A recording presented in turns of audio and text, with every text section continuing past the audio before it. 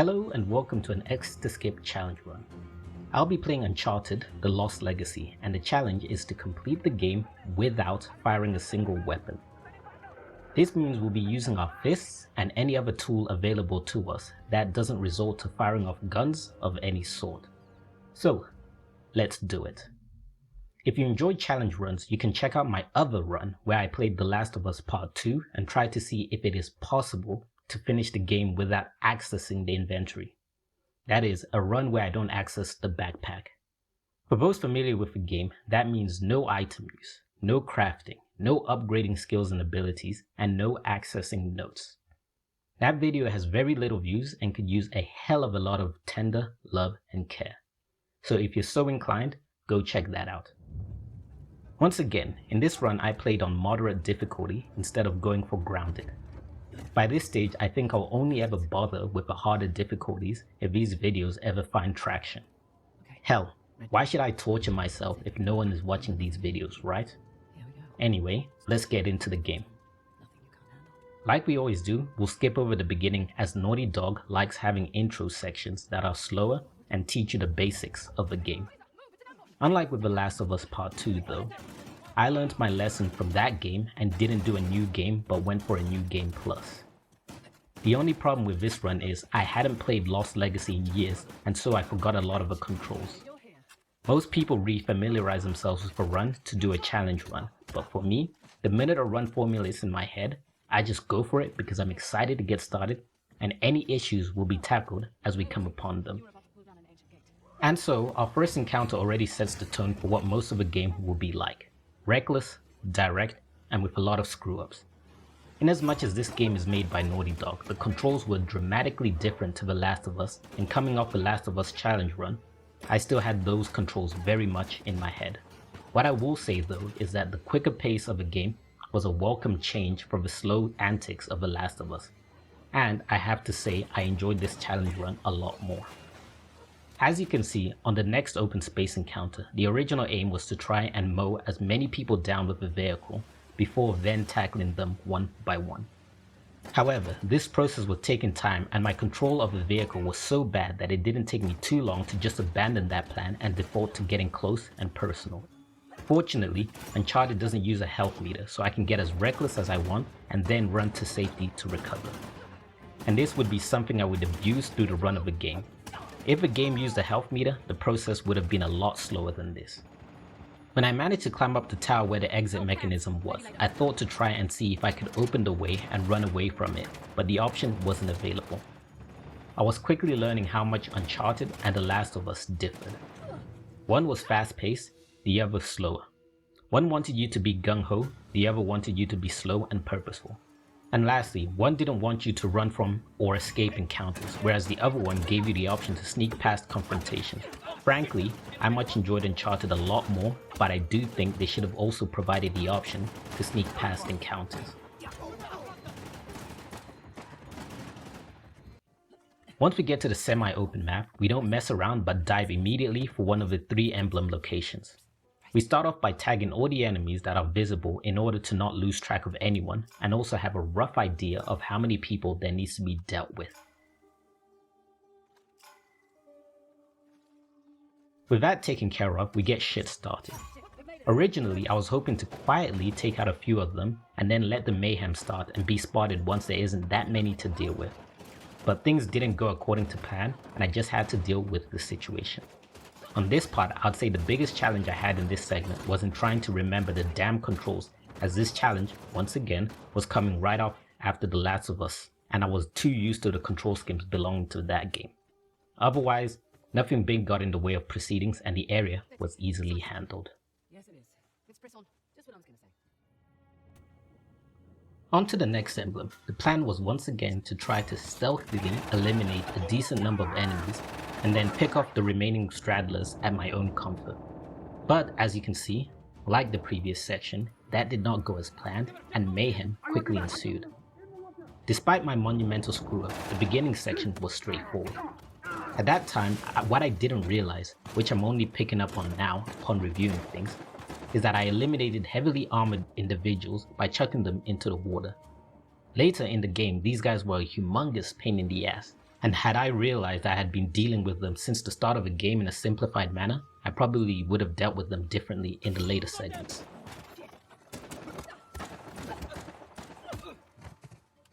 Okay. Next came the puzzle section. That statue moved. Well, let's see how this goes. I gotta say, a thing I really like about Uncharted are the puzzles along the game.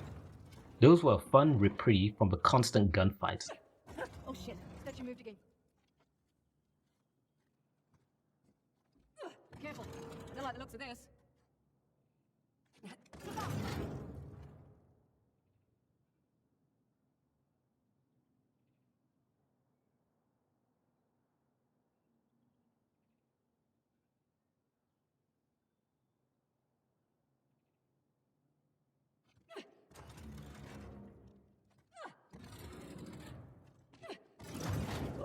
That was close. The first puzzle was done on my first try and it was relatively easy. The second puzzle was also done on a single try, and it too was easy enough.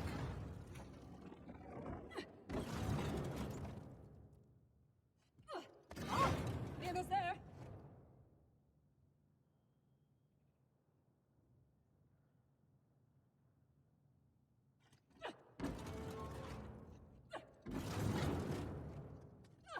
This is right.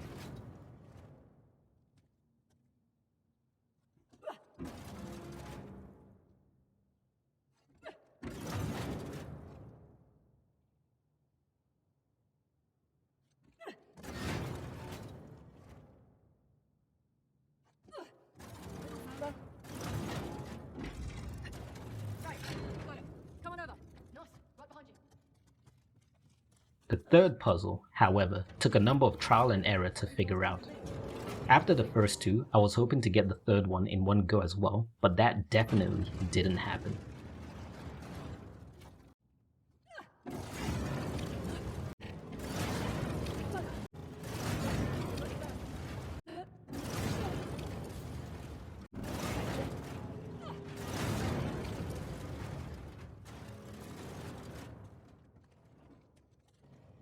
After the puzzle, the section was complete and it was onto the final emblem. Getting onto the section for the final emblem, once again the plan was to try and quietly reduce the number of orbs, and then from there pick them off at my leisure. And this time around I'm glad to say that things went a lot better than the previous two emblems, where I actually managed to clear out the place without raising an alarm to my presence. This was how the last two places should have gone. But anyway, no point dwelling on the matter, we move. After figuring out the door puzzle, which revolved around finding and stepping on the signs to activate the door to open, and then solving the final emblem puzzle, we then had to go through the ambush awaiting us. This part required 2 attempts because on the first one I got spotted very quickly and tried to go commando, but got taken out by the heavy armored enemy. No. And then on the second attempt, I decided to calm my ass and handle things more slowly, and this time I was rewarded for my patience as the slower, more deliberate approach was the winning approach. All right. I didn't know if I probably could have avoided the enemies altogether, but past encounters had taught me to not bother with such attempts and just eliminate everyone present. Once the emblems are all sorted, we are tasked with going to the secret passageway that has appeared. The open map stops temporarily for a more linear experience at this point, and this, for me, is where the game starts proper.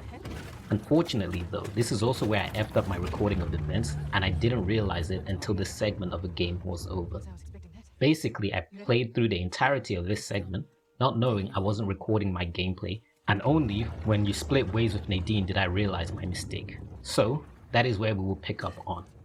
To give a summary of my experience where the recording footage is not available, the only section that was a headache and saw me die a number of times was when the tank is introduced and is shooting at you and you have to run out of its view as everything is collapsing everywhere.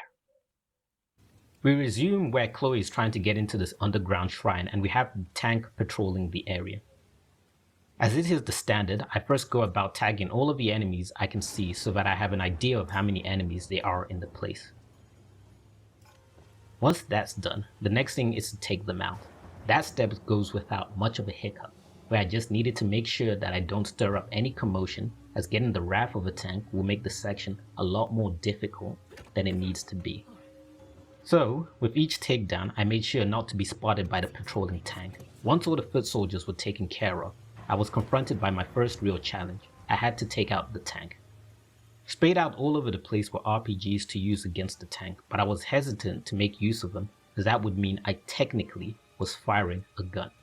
Yes, they're not guns per se, but the challenge is to not fire off a weapon.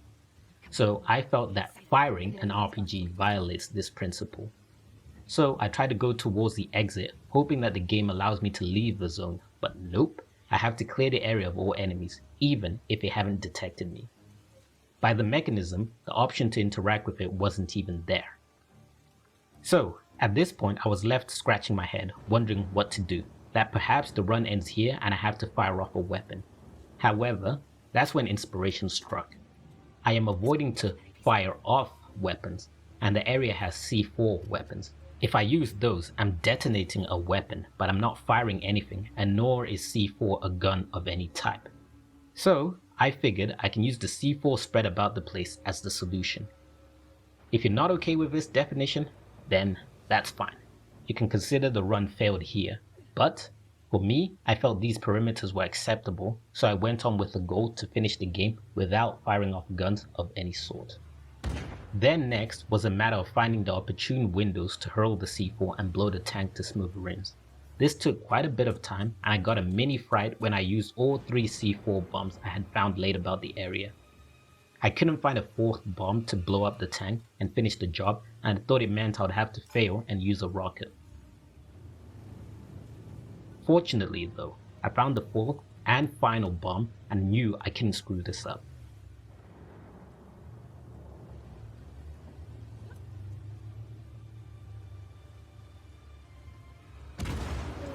I got the job done, and the tank's demise triggered the arrival of more enemies.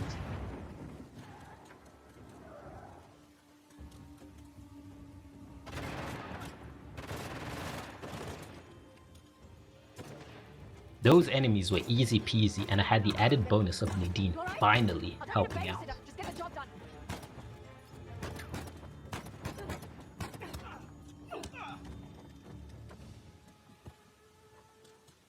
Nadine, that's it. We're clear.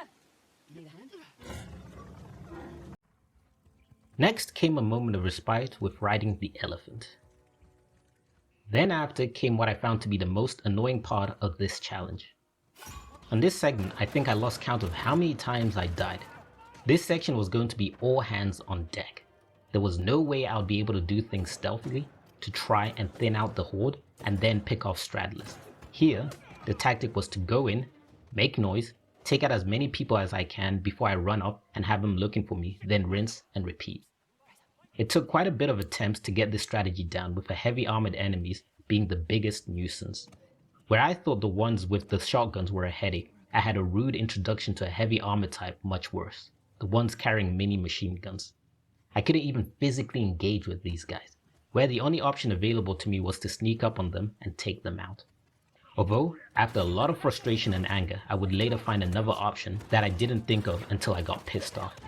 Anyway, I can confidently say that for me, this was the most frustrating part of the game.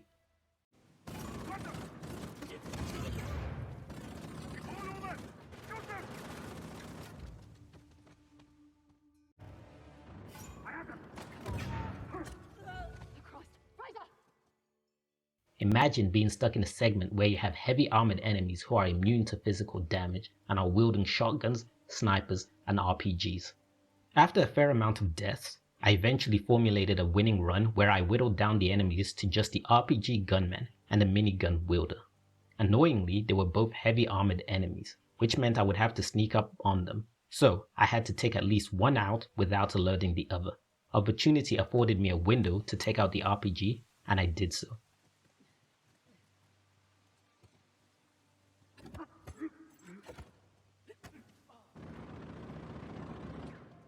And then it was left to the minigun.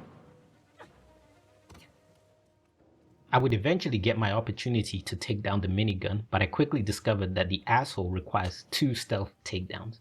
Normally, with these armored enemies, you must take off their helmet and then get physical, but that didn't seem to be the case with the minigun, and it almost cost me my life to find out.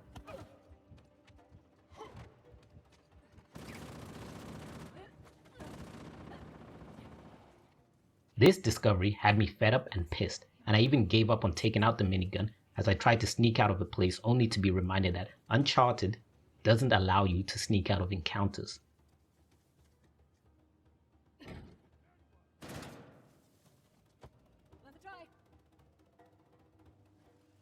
So I circled back to finally eliminate the last enemy, and after a bit of tailing, I got the job done.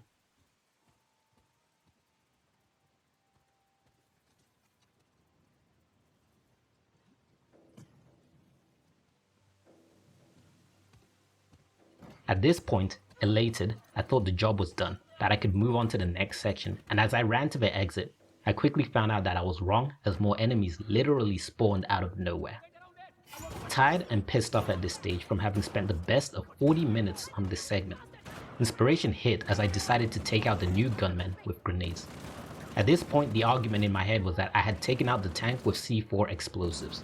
Grenades are explosives themselves, therefore, if it was okay to use C4, it was okay to use grenades. Some may argue that the tank was a special case as it allows no other options to destroy it, but I wasn't gonna sweat the details. Explosives are different from guns, and that was good enough for me.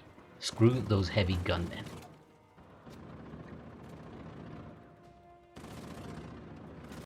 We resume proceedings on the bridge. After figuring out the sculpture puzzle, we have to deal with getting across the bridge as jackasses have a go at us. Once again, this is another section that requires trial and error to get right. Not because it's difficult or challenging, but simply because I had to maneuver around the headaches, only to find out that I didn't need to clear out the enemies, but could trigger the end of a segment by advancing to a support point and activating a cutscene.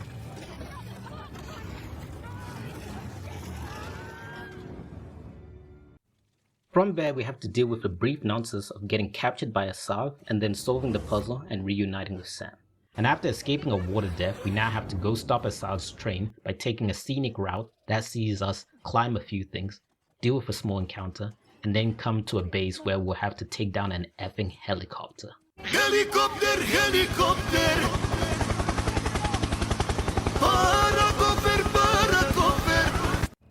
After having to take down the tank with explosives, this was the next segment of a game that I feared because I thought this section would be a run ender, and as I knew the helicopter had to be dealt with, but I didn't know what type of explosives would be available to me. From memory, I knew there would be RPGs, but I was hoping I'll be able to get my hands onto some grenades and that the helicopter would actually be within throwing distance of said grenades.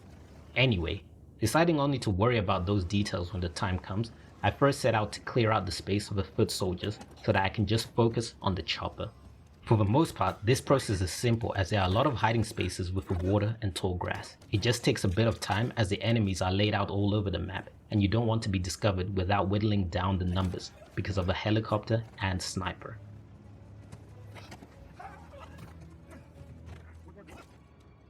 The inevitable eventually happens where I get spotted and shit goes crazy, but at this stage, there's very few enemies remaining and going back into hiding allows me to pick off the remaining number and be left with the chopper.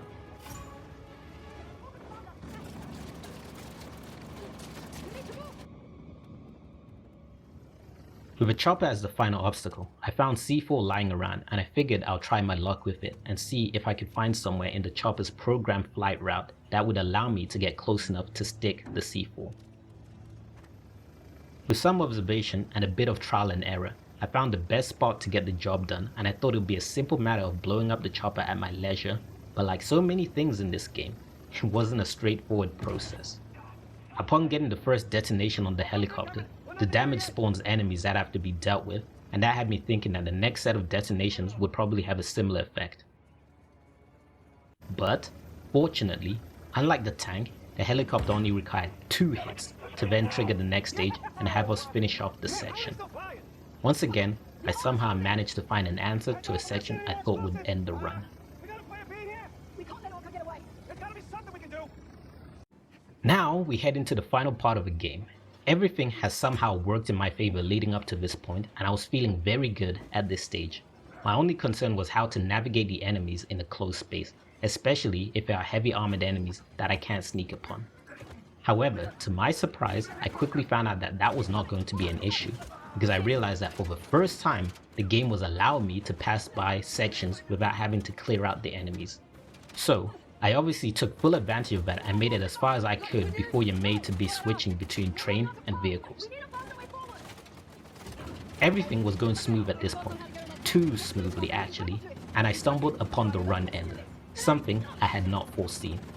So, you get to a point on the train escapade where you have to mount a heavy armored car with a mounted minigun. Once you reach that stage, you have to clear out a bunch of enemies for the section to continue. I don't know if you can circumvent this section, or if you can have Nadine shoot the minigun instead. What I do know is that I tried to wait it out and even avoid shooting, but it didn't work. Once I was on the minigun, I was tasked with eliminating the enemies, specifically the snipers. If you don't shoot, they shoot you down. I couldn't dismount the gun, and so I thought perhaps I can try and survive against all the gunshot until a cutscene triggers or something. But the section will not advance unless you eliminate all the enemies. So, that ended the run. Can you finish Uncharted Lost Legacy without firing off a gun of some sort? The answer is no. Some people may argue that it's a forced section and we can ignore it, but for me, that's not a good enough excuse. I've seen runs where people avoid forced sections by glitching through encounters or things like that. So, I do count this as a fail. I could have decided to stop here, but being very close to the end, I figured I should just finish the game and see if there are any other moments that could have ended the run, or was the minigun section the only true run ender. So, after that section, there actually was one more headache to deal with that could have been a run ender, but I managed to work around it. The section I'm referring to this late in the game is when you leave Nadine on the train and you take a vehicle to try and reroute the train. As you're attempting to change the train tracks, you get ambushed and you're made to feel that you need to clear out the enemies before the train arrives, otherwise you fail. I don't know if this is really how the section plays out, or if it's just one of those things where you can take forever and the train never comes until you clear out the enemies, but I simplified the matter by clearing out the enemies with a grenade. After that was a matter of getting back on the train and having the final showdown with Asal. We fight the man, beat his ass down, and then boom shakalaka, we saved the day.